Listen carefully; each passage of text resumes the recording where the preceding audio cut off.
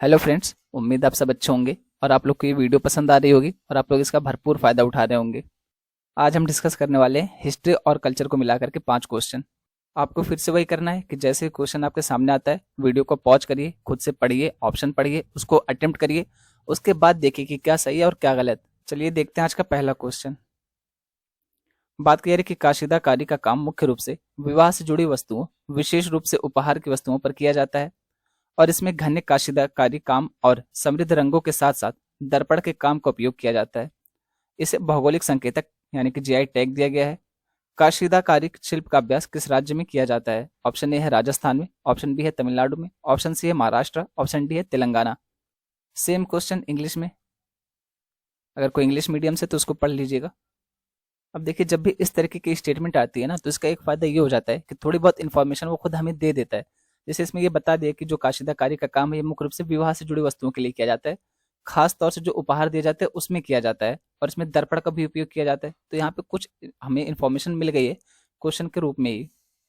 ये चर्चा में क्यों है? तो यहाँ पे ये इन्फॉर्मेशन मिल गई क्योंकि इसको जीआई टैग दिया गया हाल ही में, इसलिए ये चर्चा में है। तो इस तरीके से 3-4 जानकारी तो आपको प्रश्न से मिल गई है स्टेटमेंट पढ़ करके।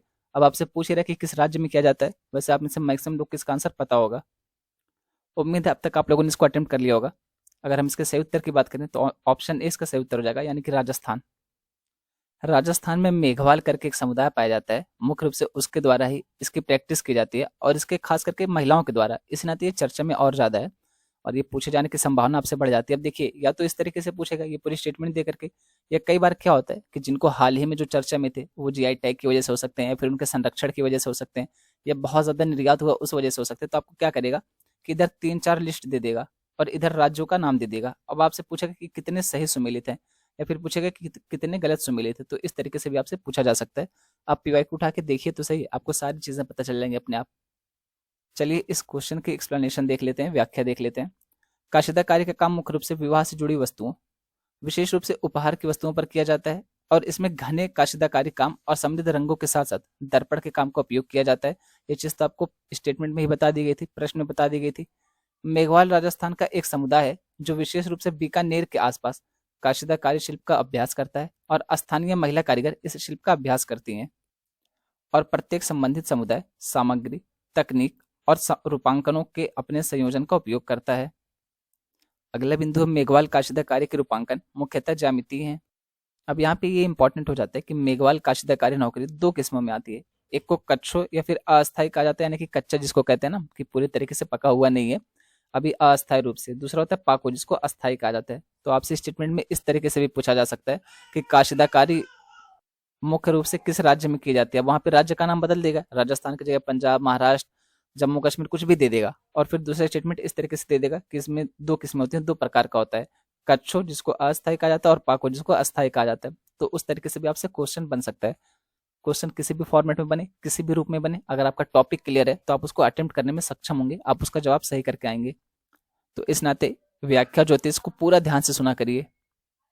वह एक्सप्लेनेशन आपको इंग्लिश में देखने को मिल जाएगी यहाँ पर। और जो आप लोग को पीडीएफ प्रोवाइड करवा जाती है टेलीग्राम पे, तो वहाँ पे आपको इंग्लिश और हिंदी दोनों फॉर्मेट में देखने को मिल जाता है।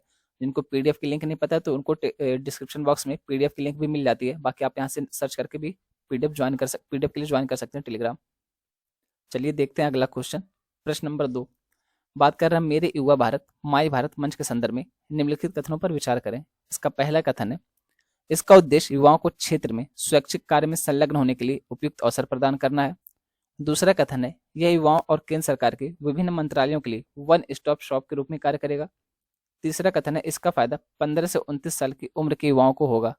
पूछ कह रहा है कि कितने सही हैं। ऑप्शन ए है केवल 1, ऑप्शन बी है केवल 2, ऑप्शन सी है तीनों, ऑप्शन डी है कोई नहीं।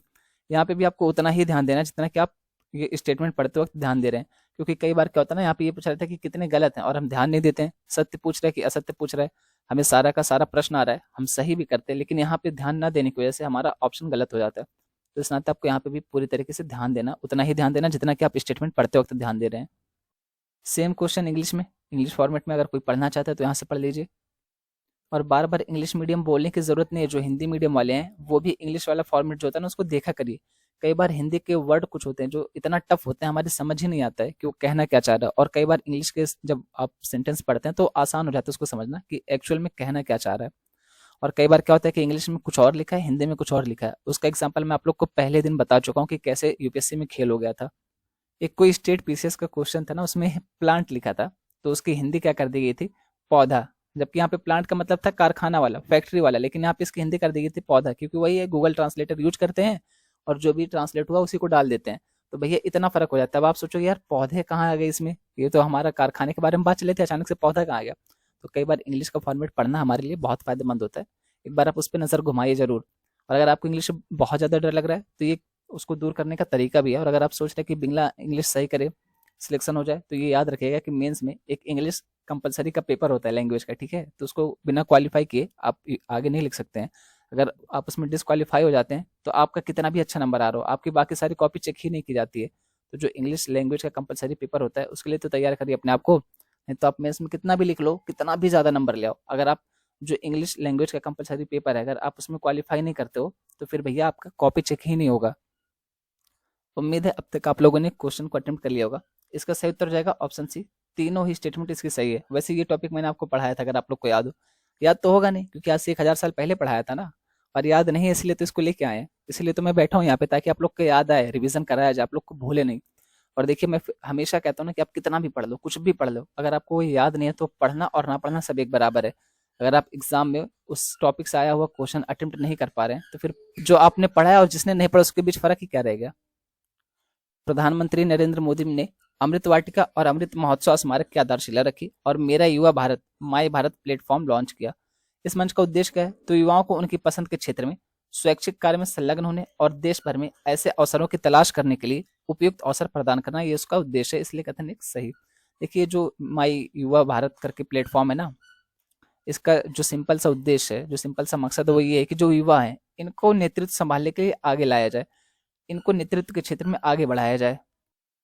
यह युवाओं और विभिन्न केंद्रीय व सरकारी मंत्रालयों के लिए वन स्टॉप शॉप के रूप में कार्य करेगा। वन स्टॉप शॉप क्या है कि कोई एक ही जगह है, हम यहाँ पे जाते हैं, अब यहीं से तो हम कपड़ा ले लेंगे, यहीं से खाने पीने का सामान ले लेंगे, यहीं से बाकी सारी चीजें ले लेंगे, और यहीं पे अगर मूवी देखने तो वो भी कर लेंगे, यानी कि एक ही जगह पे सारा काम हो जाए, तो वही वन स्टॉप सेंटर है। तो इस तरीके से ये भी वन स्टॉप सेंटर के रूप में कार्य करेगा, क्योंकि यहाँ पे सारे मंत्रालय अवेलेबल होंगे और सारे युवा जिनको जरूरत है वो भी यहाँ पे अवेलेबल होंगे। इसमें कोई वित्तीय पारिश्रमिक शामिल नहीं है, ये इंपॉर्टेंट पॉइंट है, आपसे ये स्टेटमेंट के रूप में बन सकता है। अगर बैकग्राउंड में कोई आवाज आ रही है तो उसके लिए माफ करना, मेरे भाई का बेटा है वो रूम में आके खेल रहा है। वो 1 साल का, अब उसको क्या बोलूं, क्या समझ, जितना बोल रहा हूँ बाहर जाओ उतना ही अंदर ही खेल रहा है। उस चप्पल है आवाज करने वाली, तो वही पहन के घूम रहा है यहाँ पे, खुद भी हंस रहा है, मुझे भी हंसा रहा है। तो उसको थोड़ा सा इग्नोर करिएगा अगर बैकग्राउंड में कोई आवाज है, उसके लिए सॉरी यार। अब वो बच्चा, उसको क्या बोलूं। ये इंपॉर्टेंट पॉइंट है कि जो राष्ट्रीय युवा नीति है इसमें युवाओं को कौन कौन सी उम्र के बीच रखा गया, कि युवा किसको माना जाएगा, जो 80 साल का क्या उसको युवा माना जाएगा, तो ऐसा तो है नहीं। तो युवा किसको माना गया है, जिनकी आयु 15 से लेकर के 29 वर्ष के बीच में है, इन्हें को युवा माना गया है। बाकी इससे ऊपर जो है भैया वो सब बुढ़े हो चुके हैं। ऐसा नहीं है, ये तो सिर्फ परिभाषा है, पर हर वो व्यक्ति युवा है, चाहे वो 80 साल का हुआ चाहे वो 10 साल का, जिसके अंदर कुछ करने की चाहत है, जिसके अंदर जिंदगी जीने का जज्बात बाकी है ना, हर वो व्यक्ति युवा है, चाहे वो 60 साल का हुआ, 80 साल का हुआ या 100 साल का हुआ। अगर वो अपनी लाइफ में कुछ अचीव करना चाहता है, कहते हैं ना कि जिसकी मस्ती जिंदा है उसकी हस्ती जिंदा है। तो अगर वो अपनी जिंदगी में अभी कुछ हासिल करना चाहता है, कुछ सपने हैं, कुछ करना चाहता है, कुछ करने की चाहता है, तो वो युवा है। ये तो परिभाषा है। और परिभाषाएं आप देखेंगे अक्सर एक्सेप्शन के साथ आती हैं, कि कुछ ना कुछ अपवाद रहता ही है उसके साथ। माय भारत की स्थापना से अनुभवात्मक शिक्षा के माध्यम से युवाओं में नेतृत्व कौशल में सुधार होगा।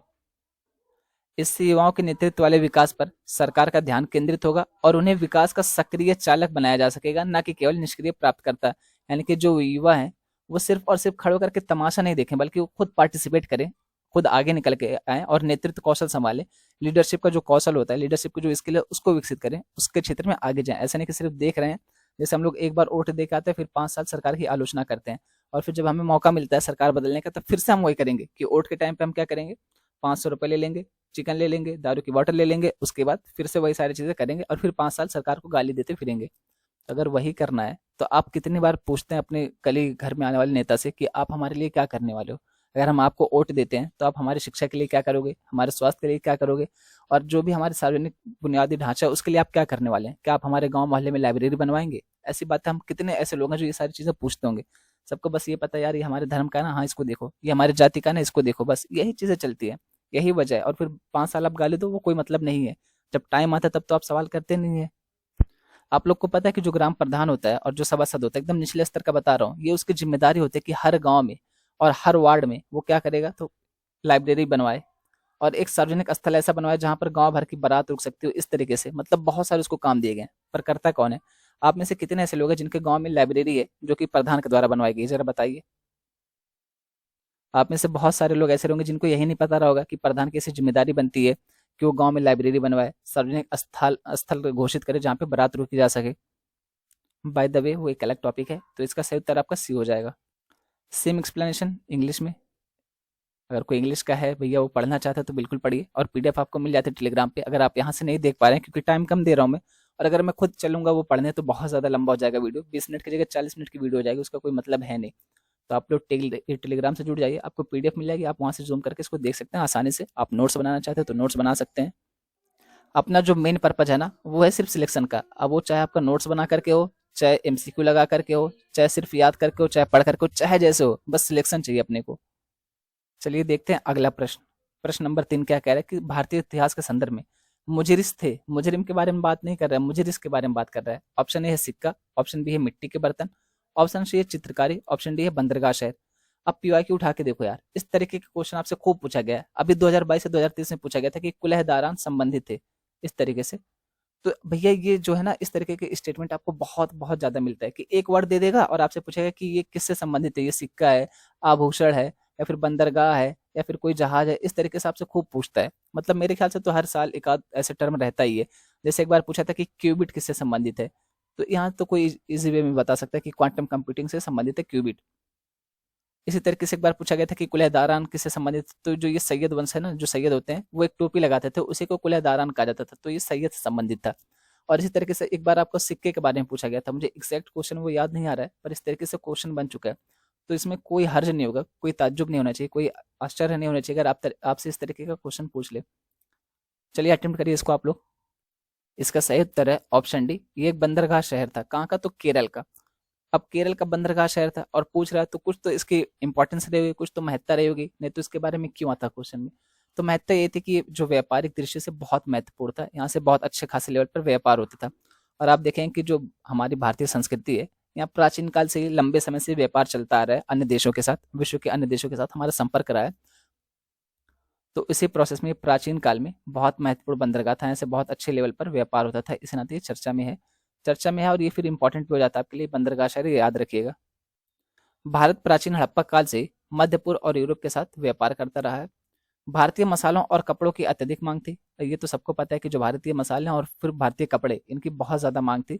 और जब तक अंग्रेज आ नहीं गए यहाँ पे, जब तक अंग्रेजों ने हमारे हस्तशिल्प को नस्तो नाबूद नहीं कर दिया, तब तक हमारे कपड़ों की मांग बहुत ज्यादा थी, न सिर्फ दुनिया के हर एक कोने में बल्कि यूरोप में भी।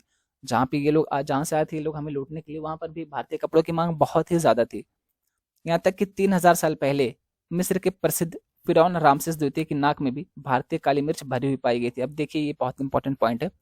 हो सकता है कि आपसे ये स्टेटमेंट में पूछे ना, पर अगर आपको कहीं लिखने के लिए आता कि प्राचीन काल में भारतीय परंपरा का जो व्यापार था उसके बारे में, तो आप ये एग्जाम्पल के रूप में यूज कर सकते हो। अच्छा, इसकी नाक में भरी पाई गई थी, इसका क्या मतलब है? तो डेथ के बाद इसकी नाक में इसलिए भर दिया गया था ताकि इसकी बॉडी जल्दी से सड़े नहीं। आप देखेंगे कि भारतीय जो मसाले हैं, और इसका प्राचीन काल में ज्यादातर उपयोग इसीलिए किया जाता था कि जो मांस होता था, मांस इसके ऊपर लगा दिया जाता था भारतीय मसालों को, इसकी वजह से मांस काफी लंबे समय तक रखे जा सकते थे और मांस सड़ते नहीं थे, खराब नहीं होते थे। तो इसी नाते ये जो ये फिरौन था ना, इसके नाक में भारतीय मसाले डाले गए थे। उसके अलावा भारी भारतीय लकड़ी का भी निर्यात किया जाता था। दक्षिण भारत की लकड़ी का उपयोग 6वीं शताब्दी ईसा पूर्व से नेबुचडनेस्जार 7वीं शताब्दी ईसा पूर्व के महल और मेसोपोटामिया वर्तमान इराक में उर के सुमेरियन जिगुराट मंदिर में किया जाता था। कई महत्वपूर्ण व्यापारिक केंद्र विकसित हुए, जिनमें से सबसे प्रसिद्ध केरल का ऐतिहासिक बंदरगाह शहर मुजिरिस था। मुजिरिस है, ये मुजरिम नहीं है, कभी आप कंफ्यूज कर जाओ। तो ऑप्शन डी आपका सही हो जाएगा। सेम एक्सप्लेनेशन इंग्लिश में, पढ़ लीजिएगा एक बार इसको, और सिर्फ इसको पढ़िए और सुनिए ही नहीं। अगर आपको लगता है कि कोई पॉइंट इंपॉर्टेंट है, आपको पता नहीं है, पहली बार आप देख रहे हैं, फिर आप भूल सकते हैं, तो उसको नोट डाउन करिए। आफ्टर ऑल हमें सिलेक्शन चाहिए। अब वो नोट डाउन करके हो, ये वीडियो देख करके हो, या कहीं और से कुछ करके हो, बस सिलेक्शन लीजिए। जरूरी नहीं कि यही वीडियो देखिए, अगर आपको कहीं और अच्छा मिलता है, अगर आपको लगता है कि वहां से सिलेक्शन हो सकता है, तो बस मेन पर्पज हमारा सिलेक्शन, बस सिलेक्शन होना चाहिए, चाहे जहां से हो। एक और चीज क्लियर कर दूं, ये जरूरी नहीं कि जो स्टेटमेंट ऐसे लिखी गई है आपको वही स्टेटमेंट मिल जाए। ज़रूरी नहीं, हो सकता है कि यही चीज़ है ना आपको एक स्टेटमेंट में देखने को मिले, अगला स्टेटमेंट कुछ और लिखा हो कि ये केरल की जगह लिख दे कर्नाटक का बंदरगाह था, इस तरीके से। तो जो एक्सप्लेनेशन है उसको थोड़ा ध्यान से सुना करिए, और जब एक बार वो टॉपिक क्लियर हो जाएगा फिर क्वेश्चन कैसे भी पूछे, चाहे वो स्टेटमेंट के फॉर्म में पूछे, चाहे वन लाइनर के फॉर्म में पूछे, चाहे आईएएस के एग्जाम में पूछे, चाहे पीसीएस के एग्जाम में पूछे, चाहे वनडे में पूछे, आपको सारी चीजें क्लियर हो जाएंगी। चलिए देखते हैं अगला प्रश्न, प्रश्न नंबर 4। खजुराहो समूह के स्मारकों के संदर्भ में निम्नलिखित कथनों पर विचार करें। कथन नंबर 1 है खजुराहो के मंदिरों का निर्माण चंदेल राजवंश के दौरान किया गया था। कथन 2 है खजुराहो के मंदिर हिंदू और जैन धर्म से जुड़े हुए हैं। कथन नंबर 3 है मंदिर द्रविड़ शैली की वास्तुकला में बनाए गए हैं। पूछ रहा है कि ऊपर दिए कथनों में से कितने सही हैं। फिर से मैं कह रहा हूँ कि यहाँ पे बहुत ध्यान देना है। ऑप्शन ए है केवल एक, ऑप्शन बी है केवल दो, ऑप्शन सी है तीनों, ऑप्शन डी है कोई नहीं। सेम क्वेश्चन इंग्लिश में, अगर आप ध्यान से पढ़ेंगे ना इस प्रश्न को तो आप वैसे इसको सही कर देंगे। देखिए यहाँ पे दो चीजें हैं, पहला तो ये आपको ये पता होना चाहिए कि जो खजुराहो का मंदिर है कहाँ पे है। तो मेरे ख्याल से आप में से हर किसी को पता होगा कि खजुराहो का मंदिर एमपी में है, मध्य प्रदेश में है। अब यहाँ पे देखिए क्या कह रहे हैं कि द्रविड़ शैली में, द्रविड़ शैली सामान्यतः कहाँ यूज की गई है, तो साउथ इंडिया में। अब आप देखेंगे तो मध्य प्रदेश जो है साउथ इंडिया में तो आता नहीं है, तो अब मध्य प्रदेश में या तो नागर शैली का प्रयोग किया गया होगा या फिर बेसर शैली का। तो यहाँ पे क्या लिखा है, द्रविड़ शैली। गया ये वाला स्टेटमेंट। बाकी की दोनों स्टेटमेंट आपकी सही है, तो इसका सही उत्तर हो जाएगा बी, केवल दो ऑप्शन इसका सही है, केवल दो स्टेटमेंट इसका सही है। तो कई बार हमारे कॉमन सेंस की वजह से भी एक दो ऑप्शन हम एलिमिनेट कर सकते हैं, और जब भी आप एक दो ऑप्शन एलिमिनेट कर जाएं तो इसका ये मतलब है कि आप उसको 50% सॉल्व कर चुके हैं। अब आपकी प्रायिकता प्रोबेबिलिटी बढ़ चुकी है कि आपका आंसर सही हो जाए। तो इसको थोड़ा सा ध्यान रखिएगा। ये बात सही कि हिंदू और जैन दोनों धर्म से जुड़ा हुआ है, और ये बात भी सही कि इसका निर्माण चंदेल राजवंश के दौरान ही किया गया था। चलिए देखते हैं इसकी व्याख्या। तो खजुराहो के मंदिरों का निर्माण चंदेल राजवंश के दौरान किया गया था, जो 950 और 1050 के बीच अपने चरम पर पहुंच गया था। ये किसके बारे में बात कर रही है, जो चंदेल राजवंश है उसके बारे में बात की जा रही है। लगभग 20 मंदिर शेष हैं और वे 3 अलग अलग समूहों में आते हैं। तो हो सकता है कि आपसे स्टेटमेंट में ये दे दे कि वो 3 अलग अलग समूहों में आते हैं या फिर 4 अलग अलग समूहों में आते हैं। तो ये इसलिए मैं कह रहा हूँ कि व्याख्या को थोड़ा ध्यान से सुनिए। जब आपको व्याख्या सुनेंगे और टॉपिक क्लियर हो जाएगा, फिर वो क्वेश्चन कुछ भी बनाए, कोई सा भी आपको कथन दे दे, कोई सा भी वन लाइनर दे दे, तो आप उसको अटेम्प्ट कर ले जाओगे। और 2 अलग अलग धर्मों से संबंधित है। ये धर्म कौन कौन से हो गए, तो हिंदू धर्म और जैन धर्म, ये भी ध्यान रखिएगा। वे वास्तुकला और मूर्तिकला के बीच एक आदर्श संतुलन बनाते हैं। कंदरिया का मंदिर प्रचुर मात्रा में मूर्तियों से सजाया गया है, जो भारतीय कला की सबसे महान कृतियों में से एक है। खजुराहो समूह के स्मारक दुर्लभ जीवित उदाहरण है, जो नागर शैली के मंदिर वास्तुकला की मौलिकता और उच्च गुणवत्ता को प्रदर्शित करते हैं। कौन सी शैली, तो नागर शैली। जबकि स्टेटमेंट में क्या दिया गया, तो द्रविड़ शैली। वही मैंने आपसे कहा कि द्रविड़ शैली सामान्यतः दक्षिण भारत में यूज की जाती है, और अगर देखेंगे मध्य भारत में तो बेसर शैली, क्योंकि ये मध्य भारत हो गया, ये उत्तर भारत हो गया आपका, और यहाँ पे साउथ इंडिया। तो इसके ऊपर जो प्रभाव पड़ेगा नॉर्थ इंडिया का भी पड़ेगा, साउथ इंडिया का भी पड़ेगा। तो यहाँ पे जो शैली विकसित हुई मंदिर बनाने की, उसको बेसर शैली कहा जाता है, और जो उत्तर भारत में उसको नागर शैली कहा जाता है, और जो दक्षिण भारत में हुई उसको द्रविड़ शैली कहा जाता है। एक बार स्टेटमेंट यही पूछा गया था कि ये सब क्या है, नागर, द्रविड़ और बेसर, ये क्या है, तो ये मंदिर बनाने की शैली है। इसको ध्यान रखिएगा, ये पीओक्यू में आपसे पूछा जा चुका है। हालांकि अब ऐसे क्वेश्चन नहीं पूछता है, पर ये पूछा जा चुका है। वही एक्सप्लेनेशन यहाँ पे इंग्लिश में, इसको देख लीजिएगा अगर कोई इंग्लिश वाले हैं। मैं आप लोग को टाइम थोड़ा सा कम दे रहा हूँ, उसके पीछे वजह है कि वीडियो फिर बहुत लंबी हो जाएगी। इसलिए मैं कह रहा हूँ कि टेलीग्राम से जुड़ जाए, पीडीएफ आपको मिल जाएगी। आपको जितना टाइम तक देखना है उसको उतना टाइम तक अच्छे से देखिए, जो भी नोट करना है उसको नोट कर लीजिए, हाईलाइट करना हाईलाइट कर लीजिए। इसलिए आपको वीडियो के जो आपको पीडीएफ दी जाती है ना इस वीडियो की, तो लास्ट में 2 स्लाइड आपको खाली दी जाती है। आप देखेंगे 2 पेज आपको खाली मिलता है। वो इसीलिए रहता है कि अगर आप उसमें कुछ ऐड करना चाहते हैं, कुछ जोड़ना घटाना चाहते हैं, तो आप उस स्लाइड पे नोट डाउन करके लिख सकते हैं। ऐसे नोट बना करके आप वहाँ पे लिख सकते हैं। तो वो आपको इसीलिए दिया जाता है, ऐसा नहीं कि मैं रोज भूल जाता हूँ 2 स्लाइड को। चलिए देखते हैं अगला प्रश्न, प्रश्न नंबर 5 और आज का आखिरी प्रश्न। ऐसा कहा जाता है कि उनका जन्म 1524 में महोबा के चंदेल राजवंश में हुआ था। बाद में उनकी शादी गढ़कटंगा राज्य के गोंड राजा संग्राम शाह के बेटे दलपत शाह से हुई। इस साम्राज्य में नर्मदा घाटी और उत्तरी मध्य प्रदेश के कुछ हिस्से शामिल थे। ये क्या है, मध्य प्रदेश। उन्होंने मुगल बादशाह अकबर और उसके सेनापति आसफ खान से लड़ाई की और अपना सर्वोच्च बलिदान दिया। पूछ रहा है कि उपरोक्त पंक्तियां जो है ये किससे संदर्भित हैं, ये किसके संबंध में लिखी गई हैं, किसके बारे में इससे पता चलता है। ऑप्शन ए है ऐसन दौलत बेगम, ऑप्शन बी है चांद बीबी, ऑप्शन सी है रानी ताराबाई, ऑप्शन डी है Rani Durgavati. Same question English में, इंग्लिश वाले भी देख लीजिए, नहीं तो आप कहेंगे कि यहाँ पे दुअक्की की जा रही है। इंग्लिश फॉर्मेट में दिखाया नहीं जा रहा प्रश्न, तो हम कैसे अटेम्प्ट करें। कुछ लोग हैं जिनको पूरी तरीके से इंग्लिश ही समझ आती है, हिंदी उनको समझ नहीं आती, तो वो भी अपना क्वेश्चन देख लीजिए ताकि उसको अटेम्प्ट करने में आसानी हो, ताकि आपको ये शिकायत ना रहे कि आपको लैंग्वेज नहीं मिल पाई, इस नाते आपने अटेम्प्ट नहीं किया, आप समझ नहीं पाए थे। तो आपको भी पूरे तरीके से यहाँ पे मौका मिल रहा है, आप पढ़िए उसको वीडियो पॉज करके, उसके बाद ऑप्शन पढ़िए, उसको अटेम्प्ट करिए, उसके बाद देखिए कितना सही हो रहा है कितना गलत हो रहा है, जो गलत हो रहा है वो क्यों हो रहा है, कौन से टॉपिक में ज़्यादा गलत हो रहा है, इकोनॉमी आपकी कमजोर है या फिर हिस्ट्री कमजोर है, पॉलिटी कमजोर है, ज्योग्राफी कमजोर है, इससे ये भी पता चल जाएगा। कौन सा सब्जेक्ट आपका सबसे ज़्यादा मजबूत है ये भी पता चल जाएगा। जो सब्जेक्ट आपका सबसे ज़्यादा मजबूत है उसमें आपका पकड़ ज़्यादा कहाँ पे है, आप कहाँ पे कमजोर करते हैं, कहाँ पे ग्रिप करते हैं, ये सारी चीज़ें यहाँ से क्लियर हो सकती हैं आपकी।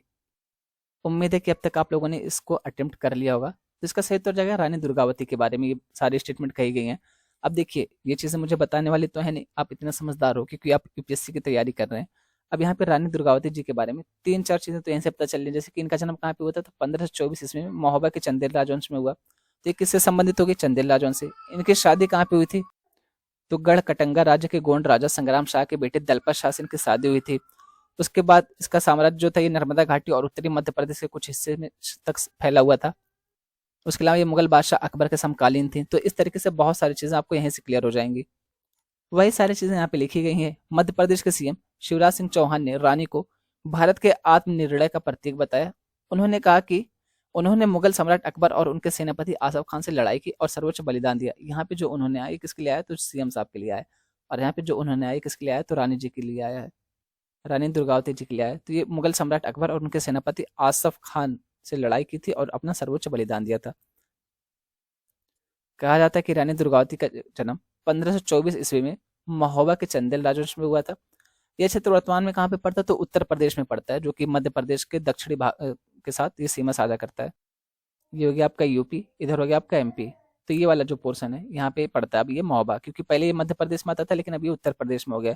जब यहाँ पे राज्यों का पुनर्गठन हुआ तो इसको उत्तर प्रदेश की तरफ दे दिया गया।